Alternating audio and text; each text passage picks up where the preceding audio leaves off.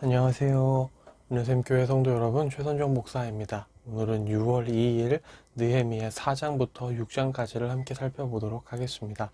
그러면 바로 1단계 본문 내용 파악하기를 시작하도록 하겠습니다. 1단계 본문 내용 파악하기를 모두 마쳤습니다. 이제 2단계 질문 만들기인데요. 4장 3절을 보면 이제 그 성벽 위에 올라가는 동물로 여우가 나옵니다. 많은 동물들 중에 왜 하필 여우였을까? 그게 오늘의 질문이 되겠습니다. 네, 그러면 이제 3단계 질문에 대한 대답 찾기로 넘어가도록 하겠습니다. 3단계 질문에 대한 대답 찾기를 시작하도록 하겠습니다. 왜 여우인가에 대한 부분인데요.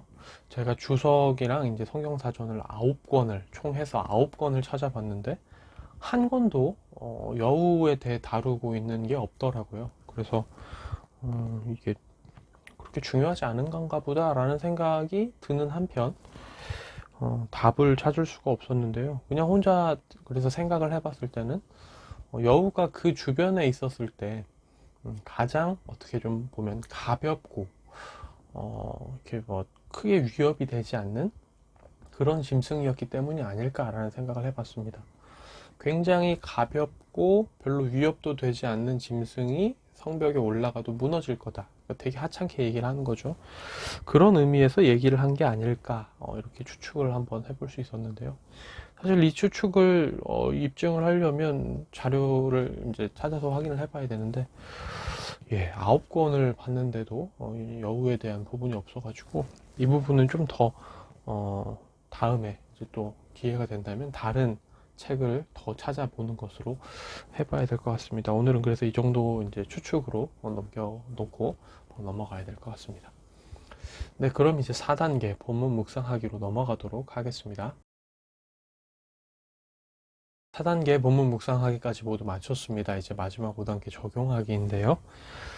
두 부분을 좀 많이 묵상을 하게 됐는데요. 먼저는 5장 14절부터 19절까지 단락입니다. 이제 느헤미야가 자기가 마땅히 받아야 할 총독으로서의 그 월급이라고 해야 될까요? 연봉이라고 해야 될까요? 이제 그것을 받지 않은 것에 대한 기록인데요. 이 부분은 제가 이제 금요일 저녁에 나눌 본문이기 때문에 그때 좀 더 자세하게 나누도록 하겠습니다. 그냥 간략하게 지금 그냥 쓱 말씀드리고 넘어가자면 느헤미야가 자신의 권리를 포기했는데 그게 이제 여호와를 경외하기 때문에 그 권리를 포기한 거죠.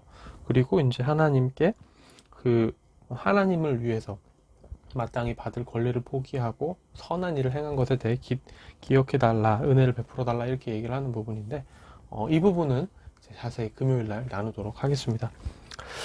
그리고 이제 6장에서 이제 1절부터 14절까지를 좀 많이 묵상을 하게 됐는데요. 어제도 나눴지만 이 어마어마한 성벽 건축이라는 업적은 2달도 안 돼서 끝났습니다. 여기 오늘 본문에 보면은 52일이라고 얘기를 하고 있는데요.